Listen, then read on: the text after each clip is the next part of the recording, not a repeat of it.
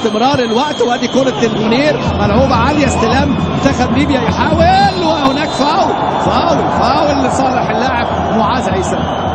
فاول لمعاذ عيسى. تراجع منتخب الجزائر يعني غير مبرر بعد ما سجلوا هدف تقدم في الدقيقة 57. كان ممكن يضغط ويسجل الثاني ويحسم الامور، لكن المبالغة في التراجع ومبالغة في الحفاظ على الهدف اللي جابه ايمن محيوس أثر كتير على أداء المنتخب الجزائري. لم يستغل الإمكانيات اللي عند أحمد جندوسي ومزيان، وأيضا قبل إصابته مع المتألق مع شباب الأستاذ وطلال، ولكن ترتد الكورة وترجع للمنتخب الليبي. لسه المحاولة قائمة ولكن على طول إبعاد. واللحظات الأخيرة، وفي هذه اللحظات يعلن حكم اللقاء أمامنا هنا. نشوف إيه القرار، هنشوف حكم اللقاء. انتظار هل فيها لمسة يد. بص الإعادة، بص طلال فرحات، كورته ارتطمت امامنا اهو في المدافع، ثم ارتطمت في دراوي، ثم الكره اتسددت. ولكن